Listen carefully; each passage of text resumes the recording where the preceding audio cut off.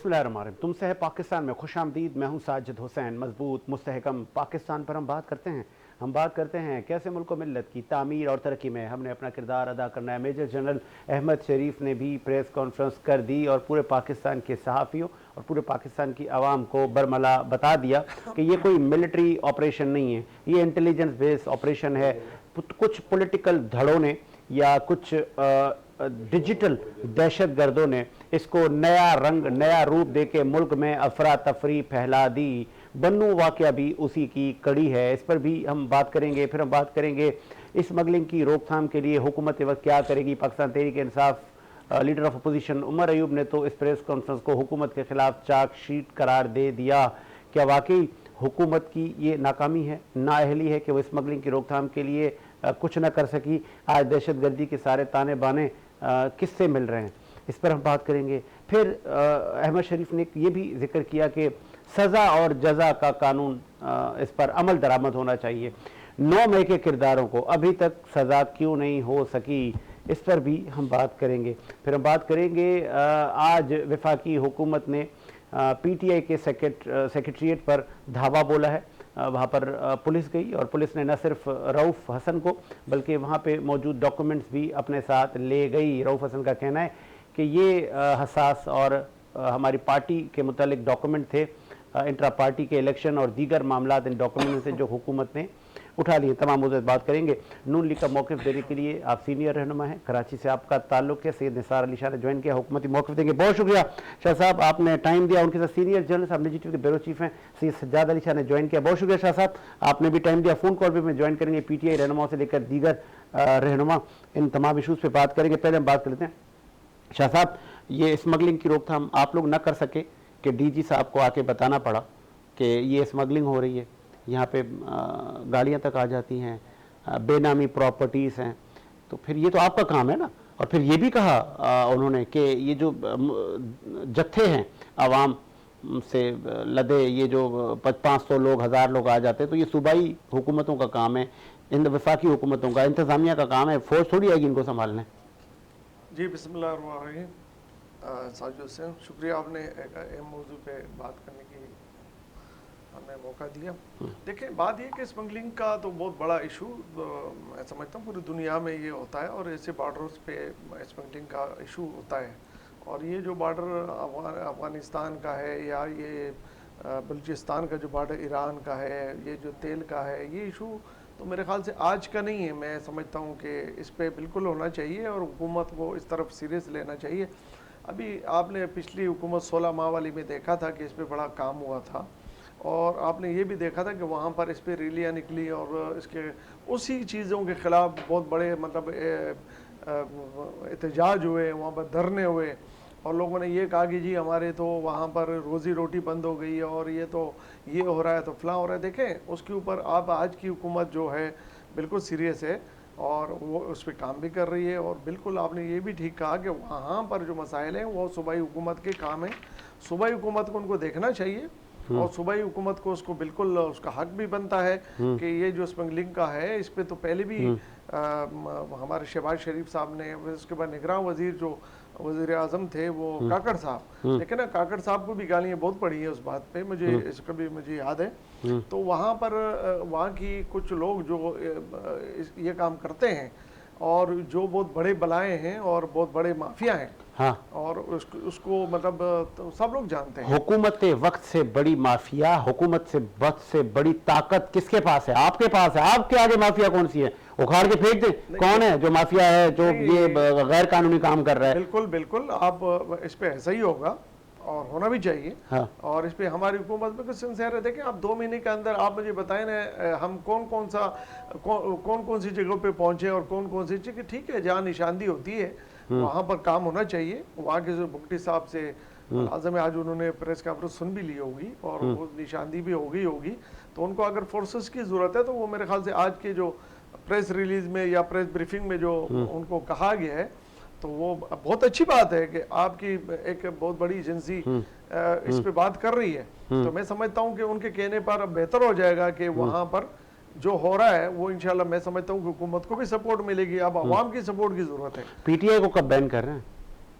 नहीं वो ये पीटीआई डॉक्यूमेंट लेकर जा रहे हैं आप देखिए लोग। ना, उनके खिलाफ देखिए, हमने ये बात कही है कि हमारे पास कुछ सबूत हैं और मजीद सबूत की हम बात कर रहे हैं। हमारे पास जो भी सबूत हैं हम उसको उस वक्त दिखाएंगे जहां उनका अगर बैंड होने का होगा तो इंशाल्लाह सारी अवाम भी देखेगी, पाकिस्तानी अवाम देखेगी और सारी पाकिस्तानी अवाम अप्रिशिएट भी करेगी कि अगर जो सबूत देखो, मैंने आपको बताया, मैं अक्सर प्रोग्राम में कहता हूं कि जिस टाइम पर पाकिस्तान में सियासत सबका हक है और तमाम पार्टियों का हक है, वो अपनी रैली भी निकाले, अपने जुलूस भी करे, लेकिन 9 मई ना करे। और फिर 9 मई करने के बाद जो हम खदशात थे हमारे, वो फिर बुनो का वाकया आपने देख लिया। अब बुनो के बाद जो दूसरा वाकया, तीसरा वाकया के लिए वो सोच रहे हैं, तो अब आप कहें कि बैंड लगाना, तो मैं समझता हूँ इससे पहले भी कोई पार्टियों पे लगी है। मैं नहीं चाहता कि किसी सियासी पार्टी चलिए मैं शाह साहब इस पे मैं आता हूँ।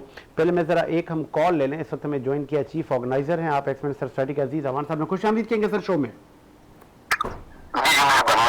अवान साहब, ये आज मेजर जनरल अहमद शरीफ ने प्रेस कॉन्फ्रेंस की और बड़े शिकवे भी किए उन्होंने। एक तो सजा और जजा, फिर 9 मई का उन्होंने जिक्र किया कि सजाएं नहीं होती।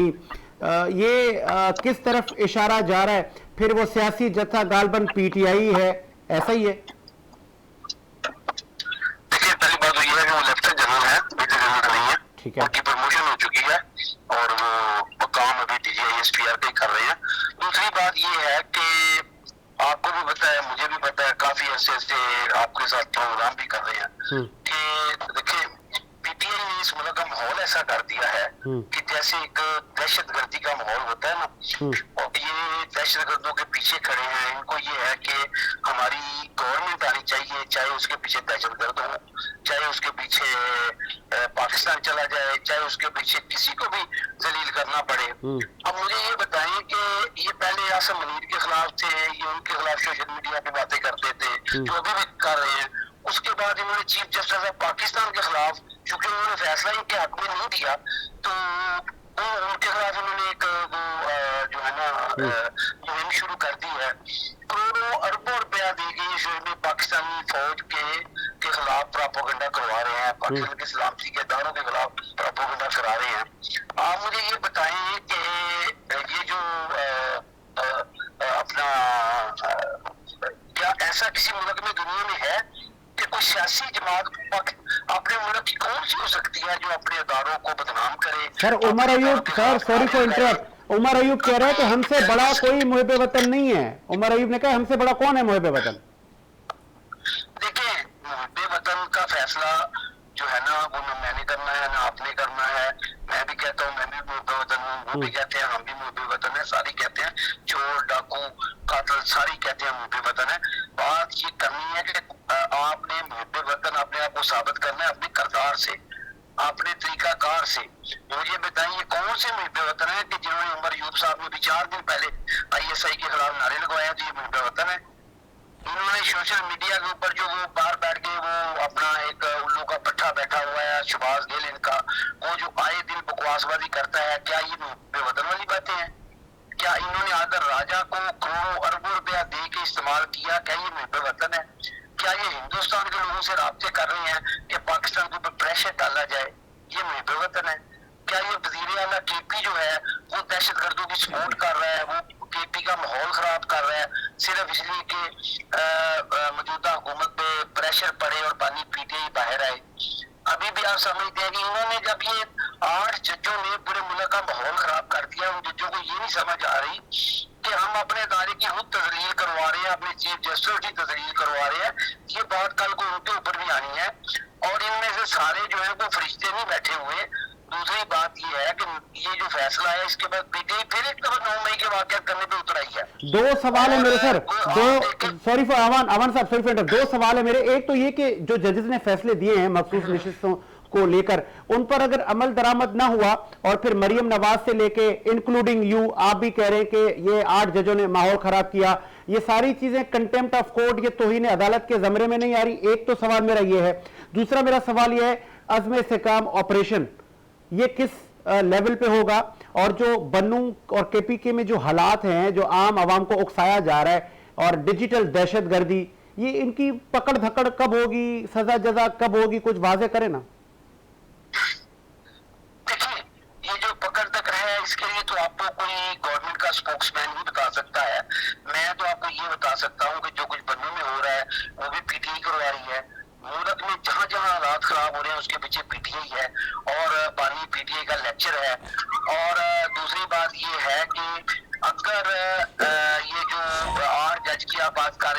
अदालत की, तो मैं ये समझता हूँ कि और जजों ने वो फैसला दिया है कि जो उनसे डिमांड ही नहीं की गई और डिमांड ना होने पे उन्होंने खुद ही एक फैसला दे दिया जिसके ऊपर माहौल जो है वो खराब हो गया।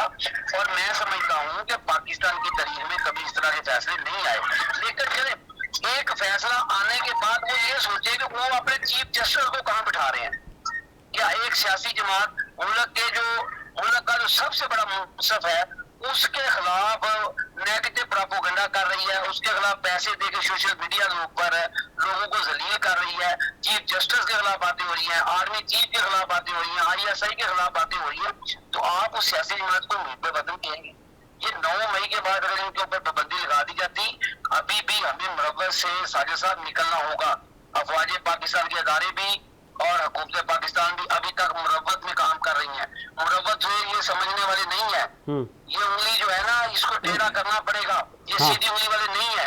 क्या बात है। आज तक इनको यही सोचा कि ये हमारे अपने ये बिगड़े हुए हैं सुधर जाएंगे, इस तरह नहीं है सुधरेंगे। नहीं सुधरेंगे। इसके लिए आपको वही तरीका का इख्तियार करना पड़ेगा जो एक बिगड़े इंसान के लिए करना मैं पड़ता है। इस पे ऐड कर दूं, ये बिगड़े नहीं है, इसमें मैं ऐड कर दूं, ज़हनी तौर पर इस बात पे उतर आए हैं कि इन्होंने मुल्क को नुकसान पहुंचाना है, मुल्क के दुश्मनों के साथ मिलके इन्होंने पाकिस्तान के ऊपर प्रेशर डालना है कि ये हमारे पानी को छोड़े। और उसके बाद ये अगर वजीर आज़म इमरान खान है तो सब अच्छा है, अदालत इमरान खान के हक में फैसले दे तो सब अच्छा है, अगर कोई नहीं देगा तो चाहे आप होंगे मैं होगा कोई भी होगा वो पूरा होगा। दो मेरे आखिरी मेरे सवाल है। एक तो ये बातें की जा रही हैं कि हम जी केपी में कोई और परचम लगेगा, वहां पे पश्तून तहफ़्फ़ुज़ मूवमेंट से लेके दीगर जत्थे वहां पे अवाम को उकसाने में अभी तक अमल पैरा है, और फिर गवर्नर रूल का एक ऑप्शन होता है वफाकी हुकूमत के पास।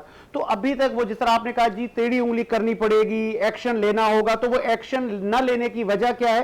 क्या ये अभी तक लाडलापन चलेगा? दुनिया कहां चली गई और हम अभी तक इन चीजों से बाहर नहीं आए?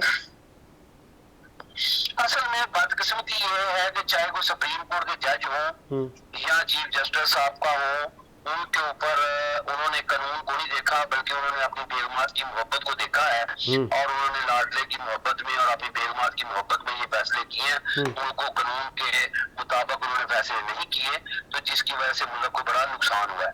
दूसरा ये है कि चाहे कोई माइका लाल भी हो, चाहे केपी हो, चाहे बलोचिस्तान हो, चाहे पंजाब हो, पाकिस्तान के झंडे के अलावा कोई जरूरत नहीं करता कोई और जनरल है।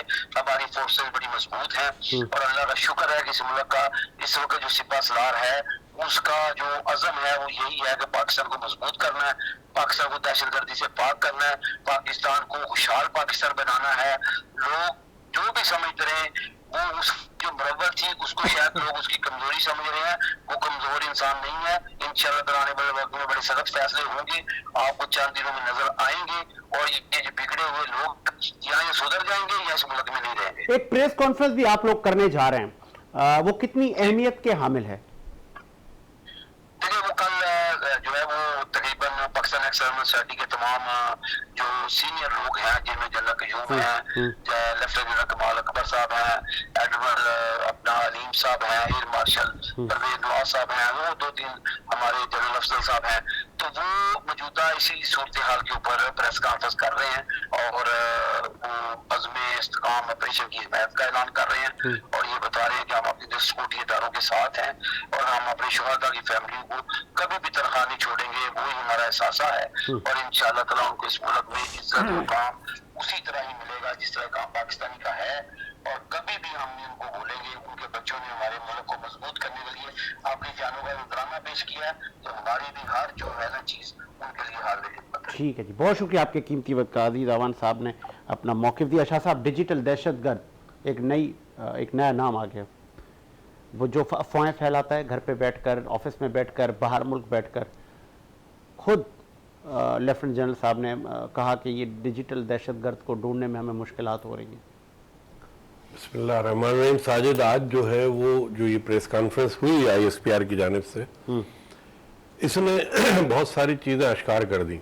पहली बात तो अज़्म इस्तेहकाम का पूरा ढांचा खदोखाल सारी चीज़ें उसमें बयान कर दी गई हैं। दूसरी बात जो डिजिटल दहशतगर्दी की आपने की है, ये एक अच्छा सवाल आप कर रहे हैं। मैं नून लीग से सवाल करता हूँ कि एक गिरफ्तार शख्स जिसको ऑक्सीजन की जरूरत पड़ रही थी, सांस लेने में मुश्किल थी और व्हील चेयर पर कोर्ट में पेश हो रहा था, उसको इन्होंने बाहर क्यों जाने दिया, जो जाके वो डिजिटल दहशतगर्द वहां से इंतशार फैला रहा है। केयर टेकर गवर्नमेंट के दौरान शहबाज शरीफ जो है वो मुस्तहकम थे, काकड़ साहब भी मुस्तहकम थे, बाकी लोग भी थे, मामला चल रहे थे, तो उसको निकलना नहीं चाहिए था, वो बाद में गया है। तीसरी बात ये कि नून लीग अगर पंजाब में अपने आप को देखे तो टीपू ट्रका वाला एक माफिया, उसके अलावा उनके दुश्मन बहुत बड़े बड़े लोग, ये आज तक उनको नहीं संभाल सके, तो ये डिजिटल दहशतगर्दों को क्या संभालेंगे। नून लीग वाले महंगाई की हालत आप देख लीजिए, केई की हालत आप देख लीजिए, लोग मर रहे हैं, बिजली का बिल ले लेके खाने को घरों में पैसे नहीं है, अस्पताल जाने के पैसे नहीं है, टैबलेट मेडिसिन के लिए पैसे नहीं है, इलाज के पैसे नहीं है, और ये जो है वो चैन की बांसुरी बजा रहे हैं। तो बात ये है कि आपको आए हुए, आप खुले टुले आए हैं और सारे एक जगह पे हैं, सारे एक जगह पे हैं, ऐसा नहीं है कि कोई अपोजिशन है।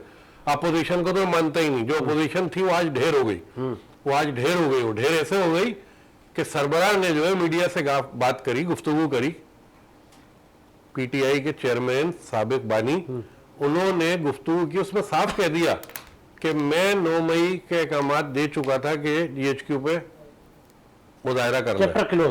चैप्टर जुर्म हो गया, अभी तो कोई बैंड करने की जरूरत नहीं, मैं समझता हूँ इसको ना बैंड लगाने की जरूरत है। इमरान खान ने बड़ी मिस्टेक नहीं की, मैं खुद हैरान हूँ, मेरे लिए मान लिया जहां भी मैंने किया जुर्म, मेरे लिए बहुत बड़ा सरप्राइज, जुर्म किया है तो सजा भी होगी, मेरे लिए बड़ा सरप्राइज है, सीधी सी बात। क्योंकि मैंने कई जगह ये डिफेंड किया था अपने शोज के अंदर कि ये तो उस वक्त पाबंद सलासल थे, अगर किसी ने किया है तो पहले मालूमात की जाए। लेकिन आज ये सारा खेल खत्म हो गया, आज हमारी उम्मीदें टूट गई कि यार एक सियासी कदावर लीडर कल बाहर आ जाएगा, आज बड़ी उम्मीदें टूट गई, आज बड़ा दुख भी हुआ, अब नहीं आते बाहर। अब मुझे जो अंधेरा नजर आ रहा है पीटीआई के लिए। तो नून लीग को चाहिए इतना खुली हुकूमत, इतना खुला एंड जरदारी साहब के साथ मिल के कभी भी नून लीग को नहीं मिला, हमेशा कोई ना कोई टेंशन रही है, हमेशा एस्टेब्लिशमेंट से टकरार रही है, हमेशा अदलिया से टकरार रही है।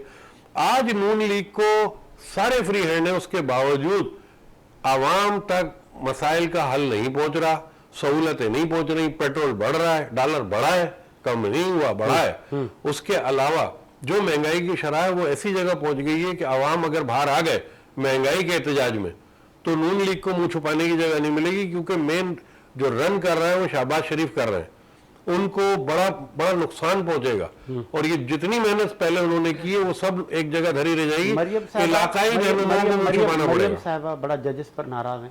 देखिए मेरी बात सुने, अदलिया इनसे नहीं संभल रही, आवाम इनसे नहीं संभल रही, महंगाई इनसे नहीं संभल रही, स्ट्रेटेजिक प्लान होता है वो भी इनसे नहीं हो रहा। डीजी आईएसपीआर को ये कहना पड़ रहा है कि सूबाई दहशतगर्दों से हम निपटे, हमला हो गया तो 3 वार्निंग का पूरा जिक्र कर रहे हैं ना वो, कैसे हम वार्निंग देते हैं कि सूबाई मामला होता है कि वो रोके ऐसे एहतजाज को, या ऐसे एहतजाज को देखा जाए कैसे कंट्रोल करना है।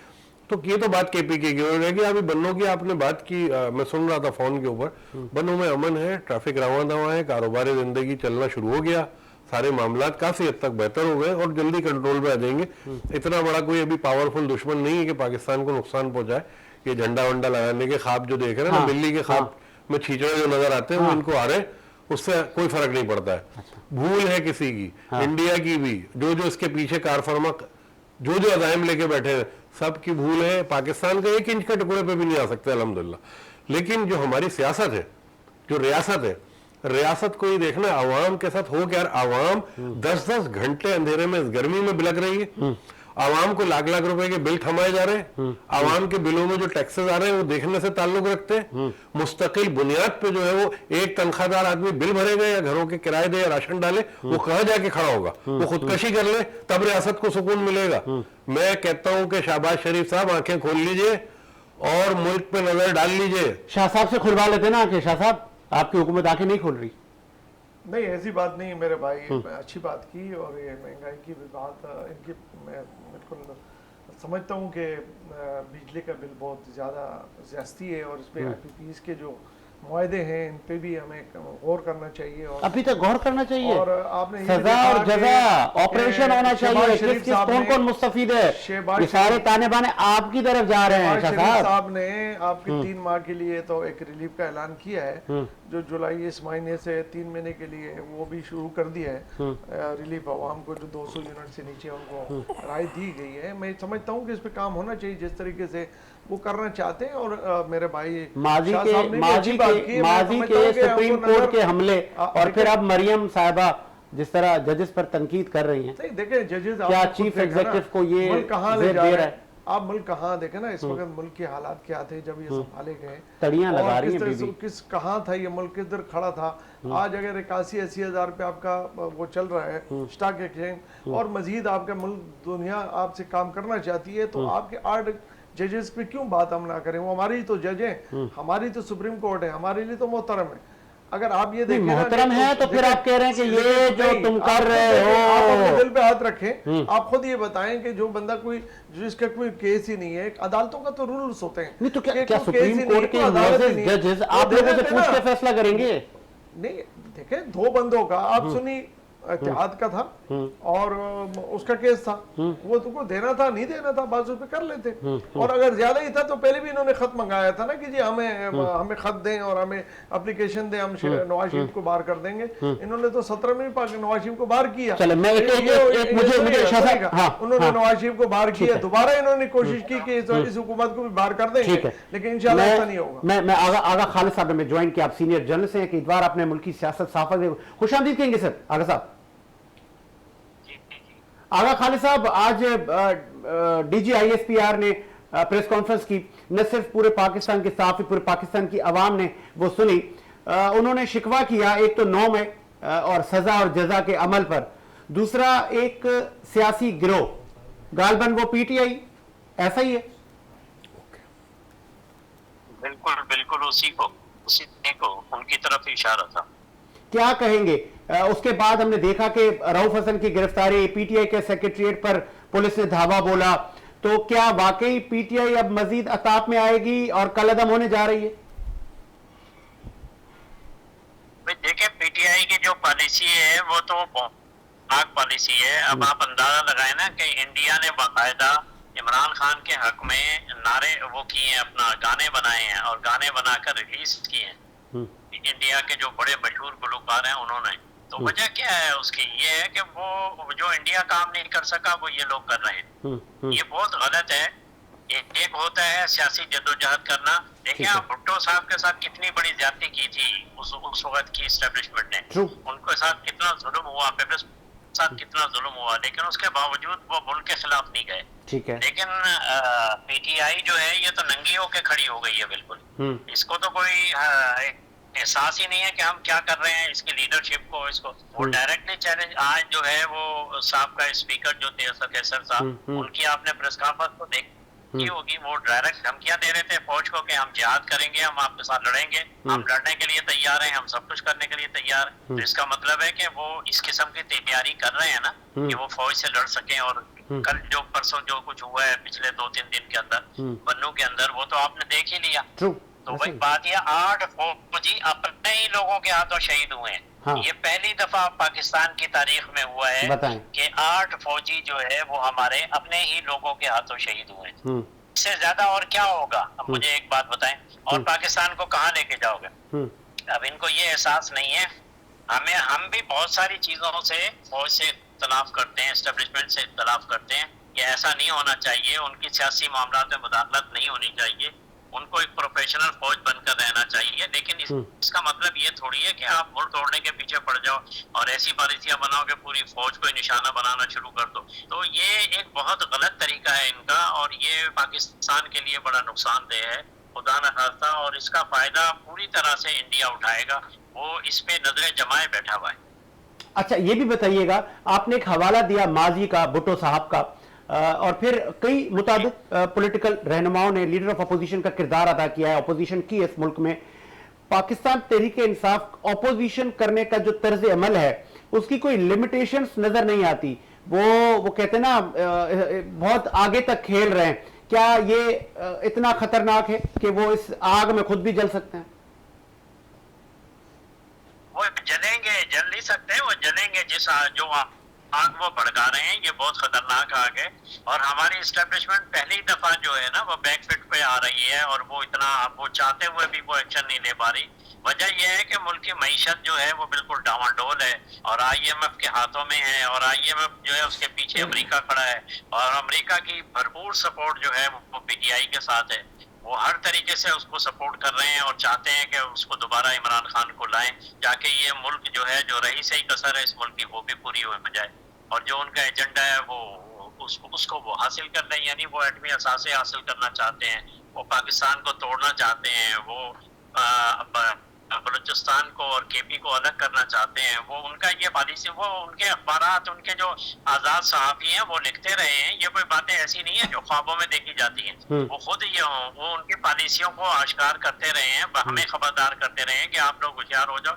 ये और बात है कि हमारे लोग जो है वो सोते रहे, वो नहीं बर वक्त उन्होंने आँख खोली। अगर खोलते तो आज उनको इन मुश्किल हालात का सामना न करना पड़ता। एक लास्ट आपसे क्वेश्चन है, मखसूस नशिस्तों के फैसले आने के बाद PTI में मजीद वो कहते हैं ना रूह फूंक दी गई, उनके हक में फैसला आ गया, लेकिन उसके बाद हुकूमती हलकों से जजेस पर बड़ी तनकीद। मरियम साहिबा ने भी जजेस को वो कहते हैं ना वार्निंग ढके छुपे अल्फाजों में दे दी कि ये फिर आप लोगों को जो मसला हुआ है, आप ये हुकूमत चलेगी और आप ये गलत कर रहे हैं। तो सही और गलत का फैसला ये जजेस पर असरअंदाज, और फिर अगर ये बात न मानी गई, ये फैसला न माना गया सुप्रीम कोर्ट का, तो फिर क्या हो सकता है? हुकूमत खतरे में है? मैं नहीं समझता। बहरहाल मामला नो रिटर्न की तरफ जा रहे हैं, इसमें कोई शक नहीं है। बहुत ज्यादा खराब हालात है, और तो सियासतदानों से भी बहुत आगे निकल गई हैं, एस्टेब्लिशमेंट से भी बहुत आगे निकल गई हैं। वो खुद ही बैठकर आइन लिखने लगे हैं। जज हमारे जो हैं वो खुद ही बैठकर आइन बनाने लगे हैं। वो ऐसे फैसले दे रहे हैं जो आइन कभी इजाजत ही नहीं देता, कि आइन का दूर दूर आगा साहब आप पर, आगा खालिद साहब आप पर भी ना कंटेम्प्ट ऑफ कोर्ट लग जाए। आगा साहब आप भी कहीं तौहीन अदालत के जमरे में ना आ जाएं। सब बात ये हम हाजिर हैं, अगर वो लगाएंगे तो हम बिल्कुल हाजिर हो जाएंगे, कोई भी मसला नहीं है। लेकिन हम उनको आईना जरूर दिखाएंगे कि आप जो कुछ भी कर रहे हो ये बहुत गलत है और मुल्क के साथ खिलवाड़ है, ऐसा ना करें, आप इस तरफ ना जाएं। आप इस्टेब्लिशमेंट को इतना मुश्ताइल ना करें कि वो जमहूरियत का पूरा बोरिया बिस्तर लपेट कर वो खड़े हो जाएं और आ जाएं। और आप फिर जो है आप लोग तो हमेशा जो है उनके साथ मिलकर फिर उनके सामने हलफ उठा देते हैं उनकी वफादारी का। ये तो आपकी तारीख है बात कर साला, आप तो कभी खड़े ही नहीं हुए। सहाफी तो फिर भी खड़े हुए, उन्होंने कोड़े भी खाए, उन्होंने सब कुछ किया। किसी जज को आज तक कोड़े पड़े हैं? किसी जज ने को आज तक जेल गया है कोई आज तक इस मामले पे कि उसने एस्टेब्लिशमेंट के सामने हथियार नहीं डाले? जबरदस्त, रियली अप्रिशिएट। बहुत शुक्रिया आगा खालिद साहब, आपने अपना कीमती तज्जिया दिया, कीमती वक्त दिया। इतना बढ़ चढ़कर जजेस पर तनकीद सहाफती हलकों से लेकर आपकी, तो अगर ये फैसला न माना गया, ये फुल कोर्ट का फैसला था, तो सर फिर जजेस के पास इख्तियार हैं, वो इधर आ जाओ बोलेंगे। नहीं देखें, मैं बताऊं आपको, आपने देखे बड़े गलत फैसले हुए अदालतों में। ये नहीं है कि वो फैसले कोई सारे ये ठीक होते हैं और उस पर सबका अख्तियार, हर फैसले के बाद आपका राइट होता है, उस पर आप बात कर सकते हैं, ठीक है, जब तक फैसला नहीं आता है। लेकिन आप ये खुद देखें ना, आपने भट्टो साहब का केस भी तो आपने खुद ही उसको आपने खुद ही कह दिया कि गलत है। अगर आप इसको देखें तो ये तो सारी दुनिया ही चीख रही है, पूरी दुनिया हंसा जगाई हो रही है आपकी कि भैया क्या ये आपने क्या फैसला किया। और देखें इस टाइम पे मेरे भाई ने जो बात की कि आप इस वक्त मुल्क कहाँ जा रहा है, मुल्क के लिए क्या हो रहा है, मुल्क में आपके मुल्क में देखें ना बिजनेसमैन आ रहा है आपके मुल्क में, लेकिन वो ताकतें नहीं चाहती कि वो इस मुल्क में, ये मुल्क एटमी मुल्क है और ये एटमी मुल्क एक बिजनेसमैन मुल्क बने, एक पावर बने, इसमें इसका बिजनेस अच्छा हो, इसके लोग खुशहाल हों, तो ये तो एक गैरती कौम है, एक बहादुर कौम है। तो ये दुनिया का जो इस्लामी मुल्क है और वो अगर एटमी है और उसके बाद अगर ये बिजनेस में भी एटमी हो गया और दुनिया में भी, तो ये खतरात हैं। तो उसके लिए मैं समझता हूँ अगर असद, कैसर और PTI के लोग हुकूमत वक्त को आंखें दिखा रहे हैं, एस्टैब्लिशमेंट को आंखें दिखा रहे हैं और अवाम को उकसा रहे हैं, उनको एक गलत चीज़ों पर राग़िब कर रहे हैं, उनको कह रहे हम सड़कों पर ले आएंगे और फिर यहाँ तक नारे लगाए हैं, पश्तून ताफ़िज़ मूवमेंट ने, कलदम तंजीमें बड़े बड़े लोगों के इज्तिमात लेके आ जाती है कि ये फलां तक हम अपने परचम लगाएंगे, फलां तक हमारा है, ये सरजमीन हमारी है। ये तासुर आप खत्म करें ना। 45,000 दहशतगर्द इन्होंने अपनी हुकूमत में रिलीज किए हैं और पाकिस्तान वो वहां से इन्होंने उनको दोबारा बिठाया है और उसमें इनके जो बानी हैं उनके अपने अल्फाज हैं कि मेरी पार्टी के कुछ लोगों ने भी एतराज किया। मैं समझता हूँ इनकी पार्टी के अंदर भी अच्छे लोग हैं जो चुप करके बैठ गए। उन्होंने ये कहा था कि इसमें कम से कम 7,000 तो वो हैं जो बिल्कुल एक खतरनाक दहशतगर्द हैं। आप क्या कर रहे हैं? आज वो ये बता दे रहे हैं, आपका पूरे केपीके बता दे रही है। अच्छा जी, ये पूरे रहमान साहब का स्टेटमेंट ले लें। अच्छा। जी जी, इनके जो आज इनके जिसके पीछे नमाज पढ़ रहे हैं रहमान साहब ऑपरेशन के लिए भी वो सुने ना, ये मैं तो कह रहा हूँ पाकिस्तान मुस्लिम लीग नून कह रही है, ये तो हम चीख चीख के कह रहे हैं कि तमाम फैक्ट्रियों से तमाम चीजों से पैसे लिए जा रहे हैं और ये पैसे लेके उनको ताकत दी जा रही है। आज वो झंडा लगाने की बात कर रहे हैं।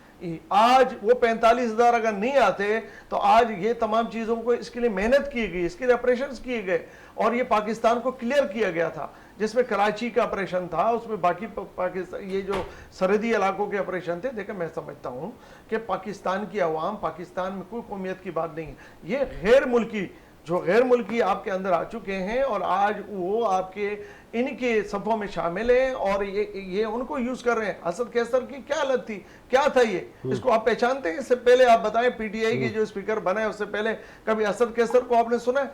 ये कौन था, क्या नहीं था? तो देखिए, मैं समझता हूँ ये पाकिस्तान ने अगर आपको इज्जत दी है, नाम दी है, तो आप ऐसा ना करें, आप ऐसा ना करें और ये आप ना समझे कि ये पाकिस्तान है अवाम आपके पीछे। अगर वो किसी मामले में आपके पीछे थी, किसी मामले में, तो वो आज पाकिस्तान के ऊपर कोई आंच नहीं आने देगी।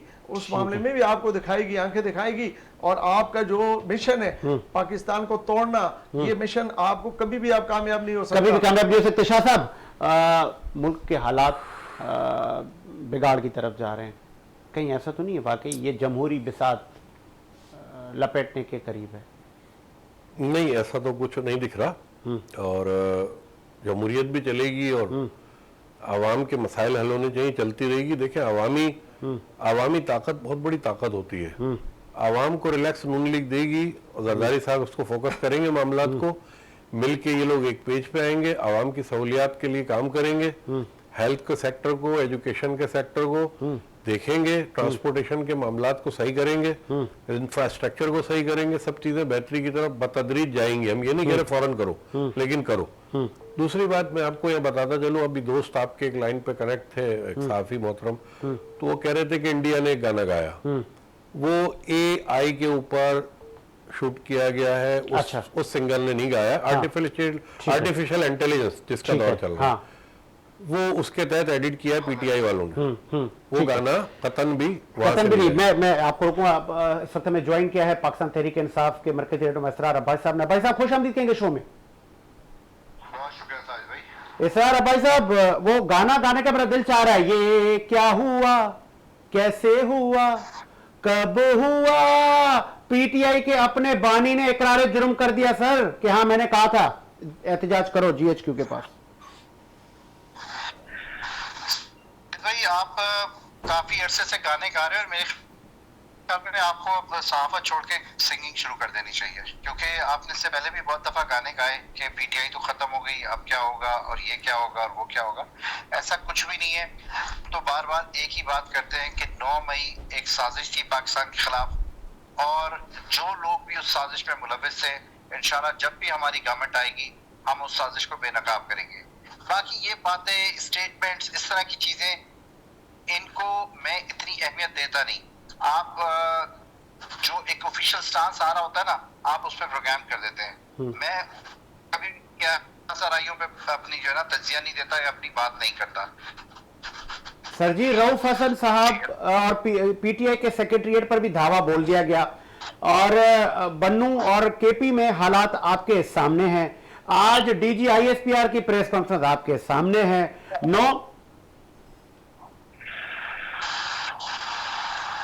क्या आप सुन सकते? जी, आप सुन सकते हैं? आवाज आपकी ब्रेक हो रही है साजिद भाई, मुझे क्लियर नहीं है। बन्नू के बाद आपने क्या ISPR की प्रेस कॉन्फ्रेंस के बाद जो आपने कहा वो जरा रिपीट कर देंगे मेरे लिए? तो ये सब ताने बाने वो सियासी जत्था गालबन पीटीआई है जिसका जिक्र हो रहा है हर टेलीविजन पर, हर टॉक शो में, और वो जत्था असद कैसर और दीगर लोग तड़ियां लगा रहे हैं, आंखें दिखा रहे हैं एस्टैब्लिशमेंट को, इवन रियासत को दांव पे लगा दिया आप लोगों ने। सर जी, ये बातें तो पिछले साल 9 मई से हो रही हैं और आज हम जुलाई की ऑलमोस्ट कोई 23-22 तारीख को बैठ के बात कर रहे हैं। सारी रियासती मशीनरी इस्तेमाल करके भी इतने अरसे में, 1.25 साल में कोई एक कॉन्क्रीट चीज पीटीआई के खिलाफ स्टैब्लिश की गई है? नहीं की गई। और जो बयानिया बनाया गया थ्रू मीडिया, थ्रू पेड तज्जिया निगार, थ्रू पेड सहाफी, उन सब के जरिए जो बयानिया बनाया गया था, उस बयानिया को 8 फरवरी को पाकिस्तानी कौम ने दफन कर दिया। और अब ये जितना मर्जी ये प्रोपेगेट कर ले, देखिए हम बार बार एक ही बात करते हैं कि 9 मई की अदालती कमीशन के जरिए तहकीकात हों। क्यों हम कहते हैं? हम ये इसलिए कहते हैं कि हमें पता है कि हम इसमें क्लियर हैं, और जो हमारे मुखालफीन थे, राना सनाउल्लाह ऑन रिकॉर्ड ये कह चुके हैं कि 9 मई पीटीआई ने नहीं किया। इसके अलावा और भी बहुत से लोग हैं जिनके अभी मुंह खुलेंगे, क्योंकि देखिए इस वक्त जो सिचुएशन बन रही है ना साजिद भाई, वो ये बन रही है, ये सब हाउस ऑफ कार्ड्स हैं। अच्छा, सिकंदर सुल्तान राजा को अगर कुछ कहा गया तो वो पोल खोलेंगे, किसी और को कहा गया तो वो पोल खोलेंगे। ये सब एक दूसरे के ऊपर ताश के पत्तों की तरह टिके हुए। ये जो भी फॉर्म 47 की गवर्नमेंट बनाई गई, 17 सीटों की सरकार जो बनाई गई, ये सब एक ना एक दिन, और बल्कि मैं तो बहुत जल्द देख रहा हूँ कि इस जल्द एक्सपोज होने जा रहे हैं, क्योंकि इससे पहले इन्होंने कहा था कि हम सुप्रीम कोर्ट के उसके ऊपर रिव्यू पे जाएंगे, और चीफ जस्टिस एक मेरा सवाल ले लेना सर, सवाल ले लें। अब भाई साहब, असद कैसर साहब कह रहे हैं हम लड़ेंगे, हम जिहाद करेंगे।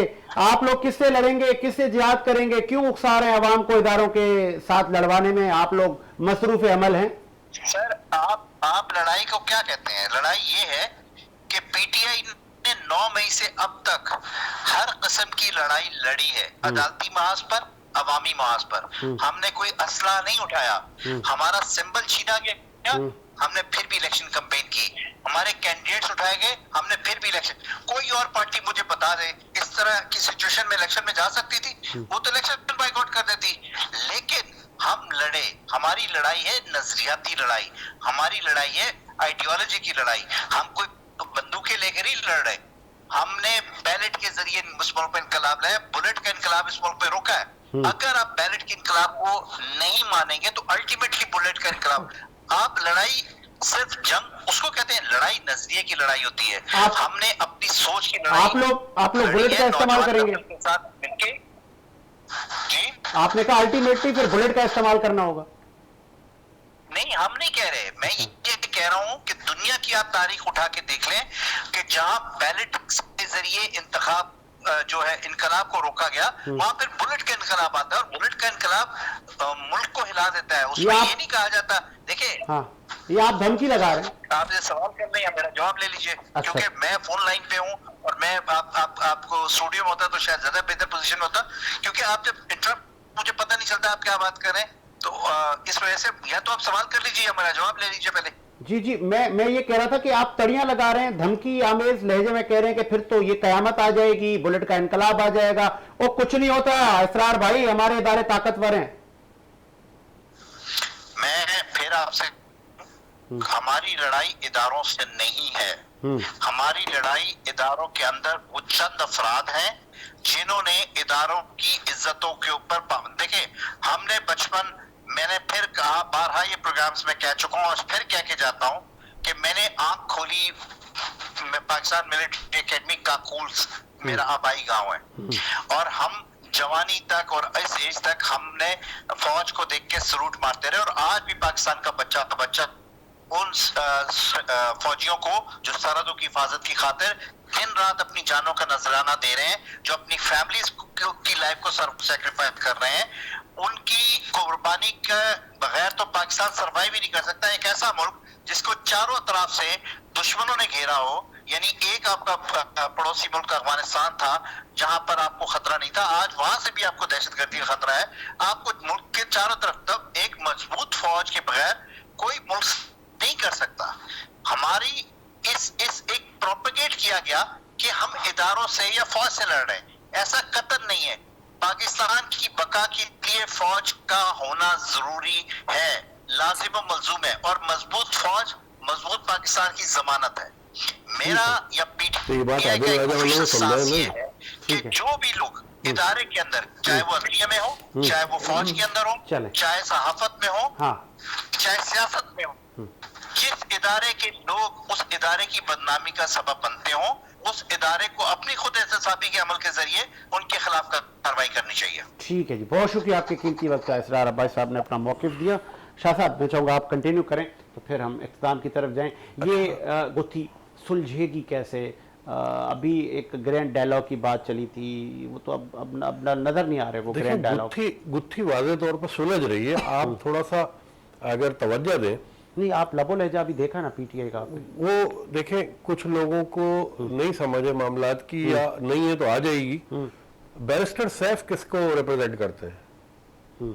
पीटीआई को कर रहे हैं ना रिप्रेजेंट, और बैरिस्टर है वो, केपीके में इस वक्त बैठे हुए हैं। बैरिस्टर सैफ ने क्या कहा अपनी प्रेस कॉन्फ्रेंस, अपनी स्पीच के अंदर, कि अज़्म इस्तेहकाम को हम सपोर्ट करते हैं। खेल खत्म हो गया, मैं समझता हूँ। एक खेल ये खत्म हो गया, एक खेल वो खत्म हो गया कि हाँ जी, मैंने कहा था जीएचक्यू पे एहतजाज करना। हाँ, दो खेल खत्म हो गए, अज़्म इस्तेहकाम स्ट्रांग हो गया आपका। आपका मुल्क स्ट्रांग होने की तरफ जा रहा है। किरदार किसने अदा करना है इस सारे मामले को संभालने में? लॉ फोर्सेस अपना काम कर रही हैं, दहशतगर्दी से वो निमट लेंगी। बन्नू का जो हमारा आर्मी का जो बिल्डिंग था जिससे ये गाड़ी टकराई थी, अफगान बॉर्डर से 40 किलोमीटर डिस्टेंस पे था। ये काम पीटीआई वालों ने नहीं किया, दहशतगर्द टकराए।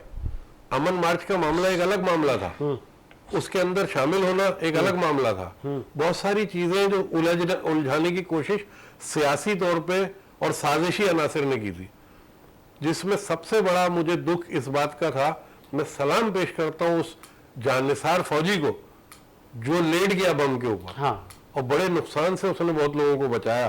सलाम है उसको, और उसकी माँ को सलाम है जिस माँ ने उसको जन्म दिया। क्या बात है, सलाम है आपकी जुर्रतों को।